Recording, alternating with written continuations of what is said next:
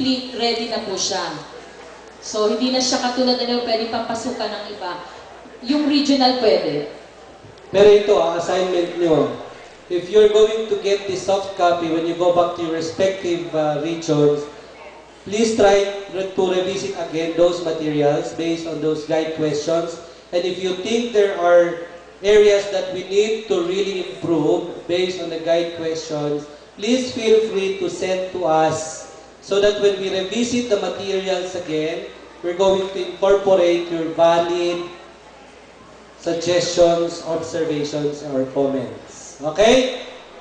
So, ibibigay namin yung email at ni Maripik, at saka ni Jerry, at saka ako, sige. Oh, yes, yes ma'am. Ma'am Carol.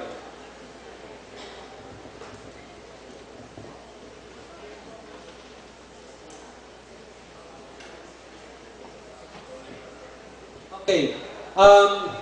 You will notice that in the sequencing of the concepts, yung grade 7, sinasabi ni ma'am, meron kayong disease education. And it's exactly the same concepts that you can cover in grade 8 quarters.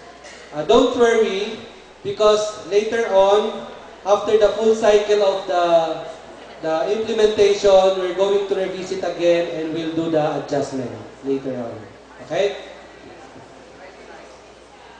Yes, but you can still, I'm sure yung disease education naman hindi ganun kaparehas na parehas yung nasa grade 7.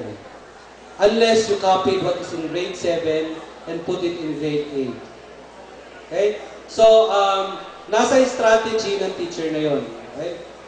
Pero tingnan natin kung may mastery ba yung mga bata doon sa grade 8, pagdating sa grade 8 at pag-aaralan na naman yung disease education, baka mais-mais na sa kanila yon. Kasi napag-aralan nila yun sa grade 7. So let's try to look into that and we will see how we can adjust. Okay, so ang ating pong plan, ang ating game plan for this afternoon, we shall be looking at each quarter for 4 components. So, we agreed, the facilitators agreed that we will go break out. Okay, music and arts will proceed upstairs, while PN Health will stay. Ano pong gagawin natin? Just like the suggestion of Sir June, di po ba we assign regions? Let's say if there are 4 regions, you assign someone to report.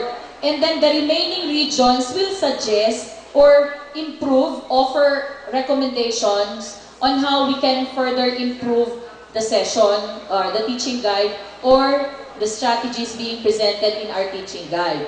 Now, do not expect, because I heard from Director Beth Torno that you will be given the CD, right, tomorrow?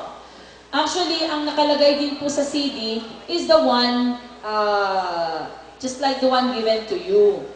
Ang sinasabi lang po namin, the correction that we will be the comments and suggestions that we will be getting from you will only be implemented or incorporated after we do the revision, the proper revision. Kasi even the grade 7 will be revised. So we'll do the same for grade 8. But I will assure you that we'll really give value to all your observations and comments. We will promise you that. Okay? So, pagbalik na lang po sa region, if the materials will still be the same, kindly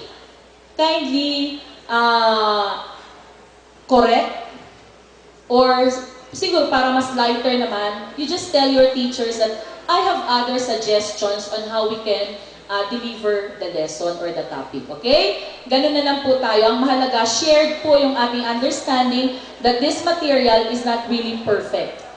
And we recognize even the comments from our teachers. Okay? So with that, we would like to request the music and arts group to proceed upstairs, and PN Health will stay here.